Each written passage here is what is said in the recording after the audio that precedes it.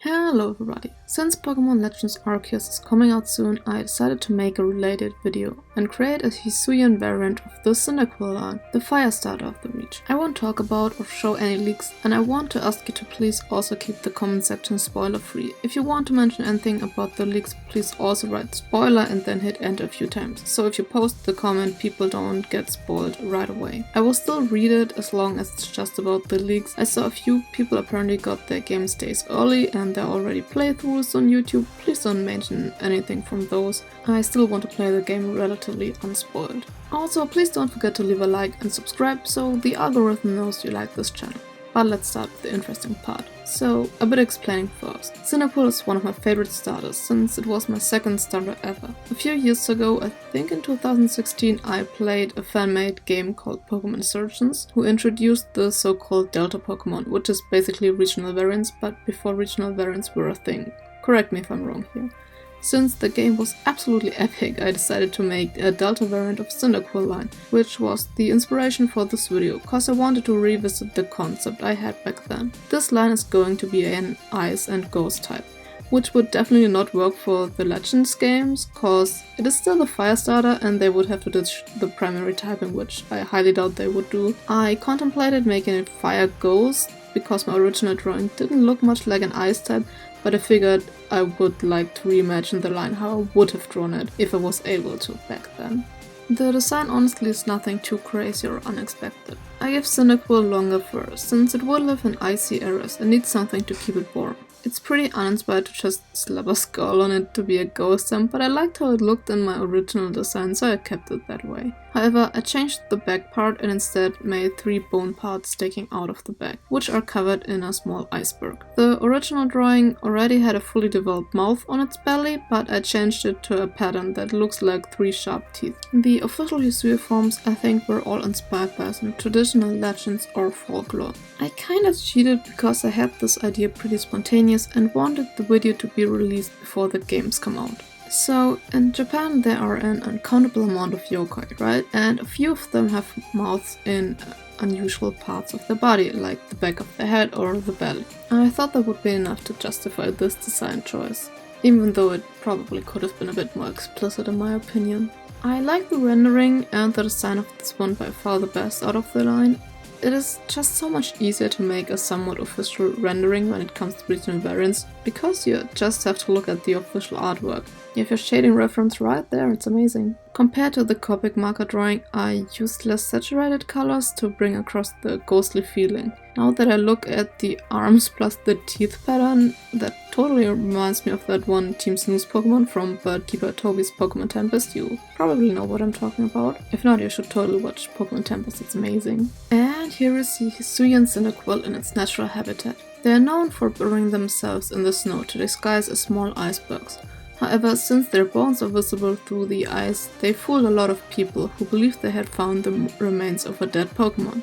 Which is only half wrong, to be honest. What do you think of this little guy? I know a lot of people complain that the second-gen starters are too plain, but I personally have to disagree. I love all 3. I think my 17-year-old self would be pretty happy to see this drawing. It's a nice redesign, I think. But let's move to Quilava, the evolution. The design itself is pretty self-explanatory. I added some eyes to its legs, which I know is really impractical, but it's there now. The mouth is still just a pattern, but will become an actual one when it evolves.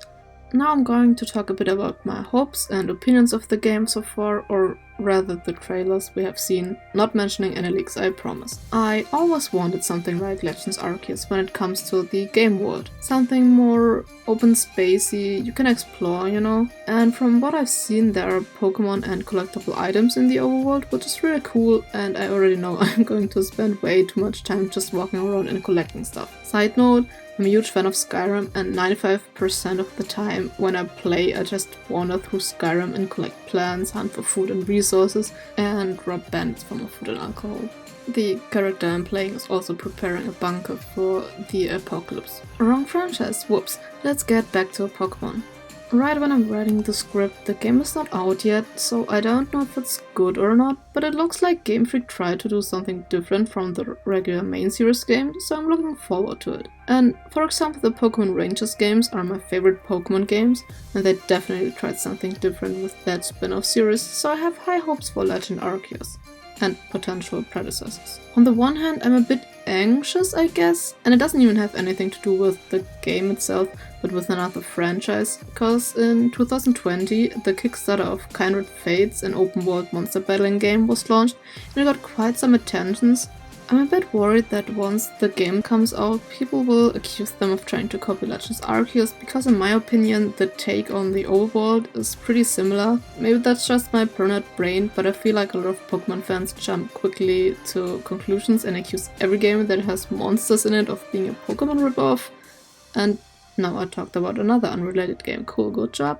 Back to Pokemon again. I'm really looking forward to the Hisui variants and evolutions. I don't know if there are more than seen in the trailers. I hope so. I don't think they spoiled everything in the trailers, at least I hope so. Hisui Zora and Zorok are absolutely epic and cute at the same time. They might even be my #1 favorite Pokemon line, actually. Regular Zora and Zorok are already like my favorite Pokemon, or part of my favorite Pokemon, but I think I like the Hisuian variants actually better. And the typing's really cool, goes normal. And the marketing for that line was actually super creative. Like, they released this damage found footage style recording where a person filmed a few Pokemon and then gets knocked out by an unknown Pokemon. And shortly after that they released the fixed version and you could see this absolute masterpiece of a Pokemon. I really hope they do that for future games too. That was pretty creative. Let's visit Hisuian Quilava near the icy river. Since the ice started to overgrow their body, their speed decreased since it hinders them from walking. However, they are seen running in the snowy fields, leaving behind large trails, seemingly trying to get used to their new weight and form. Once the training is finished, they can use the ice as weapons as well. And lastly, I will show you the Hisuian version of Typhlosion, which got the most redesigns from the original version. Mainly to make more sense, honestly. But is again rather self-explanatory, so I'm going to talk about possible future Pokemon games instead. Cause the next one in the reboot line would be Gen 5 with Pokemon Black and White or Pokemon Black and White 2. I really hope they do go the Omega Ruby and Soul Silver route, and not Shining Diamond or Brilliant Pearl 1. Are those even the names? I don't know. I haven't played the games admittedly, and I don't plan on doing so, because from what I've seen and heard there is not much change from the original games, and I don't like the art style of the overworld. I tried liking it, I really did, but it didn't work. Not gonna elaborate on that. I'm rather gonna play the original game that I already have instead of spending another like $60 or euro. That's actually the reason why I was even more hyped about the new Legends series, cause it has just a lot of potential. Both the Pokemon games set in the past and the future are really intriguing ideas to me, so I'm glad they at least went with one of them. I wonder if you can meet ancestors of existing Pokemon characters, and if there are locations that are like recognizable from the Diamond and Pearl games. This game definitely has the potential to add more lore to the region or explore lore that was just mentioned but not like elaborated any further. For example, imagine Legends Kyurem game. There has to be the original dragon of Unova, like the Pokemon that was built to Kyurem, Reshiram and Zekrom. I just hope it doesn't look like the abomination Kyurem Black and White were, because that was an experience. I don't think that it will or would be the case. Like, I think it's way more balanced, but I'm not sure if I can trust Game Freak anymore. I don't know. Like, no offense to Kyurem Black and White. I do think there's something intriguing about them, but yeah. It looks like it's suffering, which I think is the point, but yeah. Oh, also there's one huge thing. I wonder how they will manage that. Like, how do they explain that the Hisui forms and Pokemon from different regions like Rowlet, Cyndaquil or Oshawott vanished and are not found in the Sinnoh region today? I hope it's not just the "oh, they somehow went extinct" route, but a legit and logical reason. Cause right now I can't come up with something that doesn't feel forced or weird. There will be an explanation, right? Cause otherwise there would be a bit of a plot hole right there. Now I'm slightly worried, oh no. Let's talk about something different. The story. I watched the trailers, but I don't think there were any hints about the story, unless I completely forgot about something, which is possible. The side quests I remember, and I'm excited to see, In-game, I usually walk around and do everything first besides the main story.